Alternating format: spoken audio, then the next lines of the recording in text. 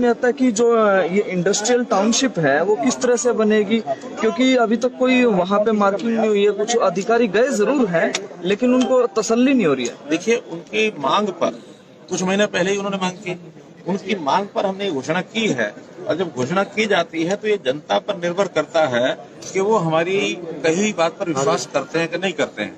हमारी बात पर यदि विश्वास करेंगे, जैसे हमने हरियाणा में जो बात कही हमेशा पूरी की है, तो निश्चित रूप से हम पूरा करेंगे।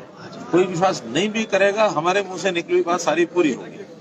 IMT का मतलब यह है कि वहां पर लोगों से हम जमीन लेंगे और उसकी जो एरिया जितना भी हमको मिलेगा उस हिसाब से उसका साइज होगा, उसी हिसाब से वहाँ एक क्लस्टर तय किया जाएगा।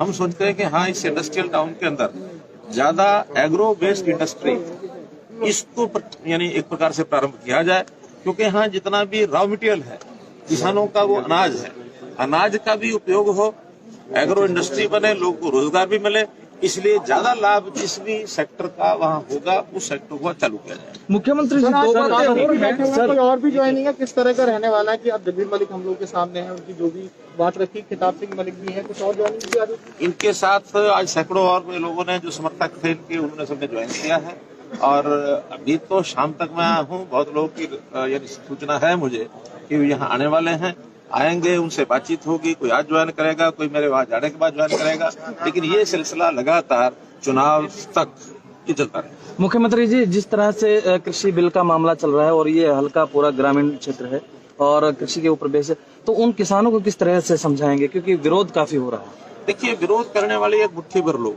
हैं और वो भी किसी के बहकावे पर विरोध कर रहे हैं। स्वयं वो विरोध करने की स्थिति में आज नहीं है, क्योंकि उनको पता ही नहीं है इनका फॉल आउट क्या होने वाला है। हम भी उन किसानों को जो बताते हैं, तो इतने बड़े बड़े कार्यक्रम किसानों के हमारे भी हुए हैं, हर जिले में ट्रैक्टर यात्राएं निकली हैं, सेमिनार हुए हैं, जब उनको बताते हैं कि इसमें किसान को बल्कि लाभ हो रहा है, नुकसान नहीं हो रहा। तो इसलिए किसान की आय को डबल करने के जितने भी हमारे कार्यक्रम है, उसमें एक ये कार्यक्रम है, उसके ऊपर खर्चा कम पड़े, उसकी पेमेंट डायरेक्ट करने का। कभी किसी ने सोचा नहीं था किसानों ने कि हमारे खाते में फसल बिकते ही सीधे लाखों रुपए आना शुरू होंगे। आज 70% किसानों के खातों में सीधा पैसा जा रहा है। केवल 30% किसान ऐसा है जिन्होंने ऑप्ट किया है कि हमारा पैसा आरती के थ्रू दिया जाए। अब उनकी अपनी अपनी समझ है, हमने तो उनसे पूछा है, जो आरती के थ्रू दिलवाना चाहता है वो पोर्टल पर भर दे कि मैं आरती के थ्रू दिलवाना चाहता हूँ, उसी का आरती को जाएगा, बाकी सबको उनके खाते में जाएगा। तो इसे मेरिट या डीमेरिट के तौर पर देख रहे हैं? 70 साल से बड़ौदा हल्के में बीजेपी नहीं आई है, कभी नहीं जीत पाई है। आपको किन कारणों से लग रहा है कि अब की बार बीजेपी से जीतेगी? देखिए, कभी कभी तो जीत होती है विचारधारा के ऊपर, लेकिन अगर कोई पार्टी अपनी सरकार बना ले तो उसके साथ दो चीजें जुड़ी होती हैं, एक विचारधारा, दूसरी उपलब्धियां। आज हम दोनों चीजों का लाभ हमको मिल रहा है। एक तो हमारी विचारधारा, केंद्र में भी भारतीय जनता पार्टी की सरकार है, हमारे प्रदेश में भी भारतीय जनता पार्टी की सरकार है। हम काम किस प्रकार का कर रहे हैं, किस प्रकार का करना चाहते हैं, जो हमारी विचारधारा के फलीभूत होने वाले सारे विषय, चाहे देश के हैं चाहे दुनिया के साथ हमारा जो भी व्यवहार चल रहा है, पाकिस्तान के साथ हम कैसे डील कर रहे हैं, जम्मू कश्मीर को हमने कैसे 370 तोड़ करके अपने साथ रखा, तो ऐसे सारे मुद्दों पर जनता सोचती है।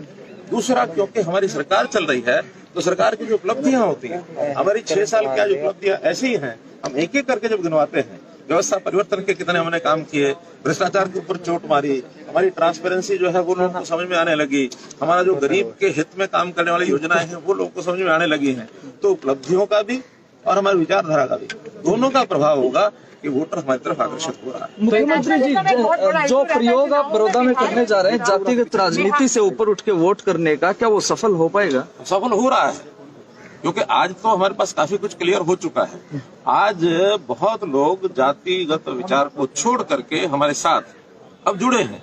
उस जातिगत अगर तरीके से देखा जाता तो आज हमारे जगदीप मलिक ये हमारे साथ क्यों जुड़ते हैं? ये सैकड़ों की संख्या में आज यहाँ जुड़े हैं, साथ लगे हैं। और यही नहीं, इससे पहले कितने लोग ज्वाइन कर चुके हैं, वो सारे अपनी जातिगत तरीके से ऊपर उठ करके जुड़ रहे हैं।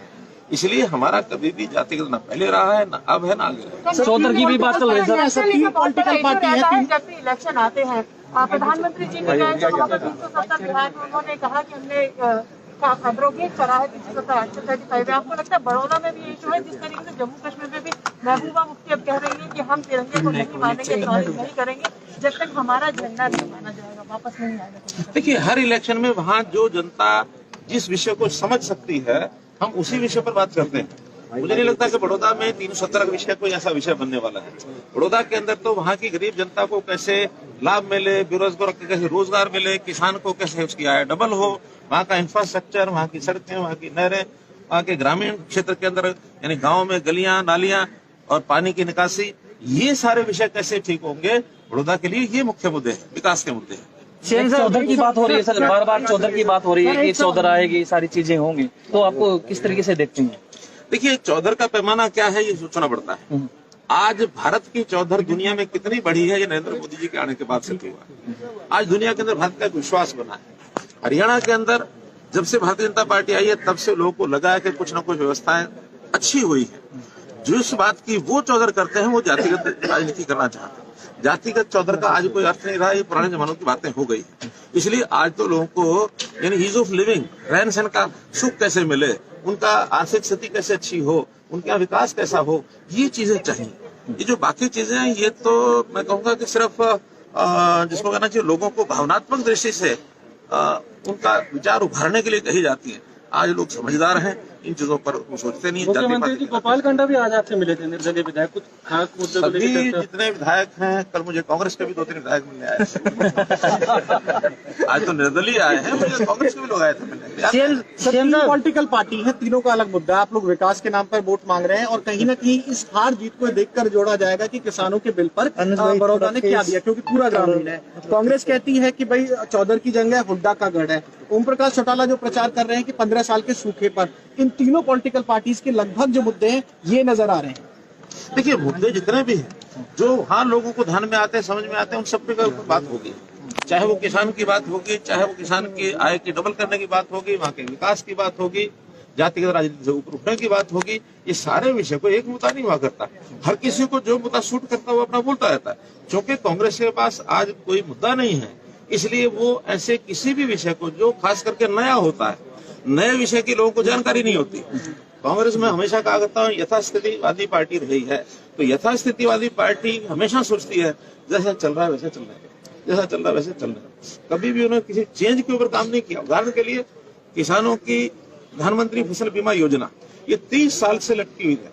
30 साल पहले ये विचार आया था कि हमको केंद्र सरकार की ओर से ही प्रधानमंत्री फसल बीमा योजना लागू कर दीजिए। कांग्रेस के टाइम पर आया, बाद में हमारी सरकार भी कुछ समय रही, लेकिन इन्होंने विरोध किया, ये कभी हिम्मत नहीं कर पाए।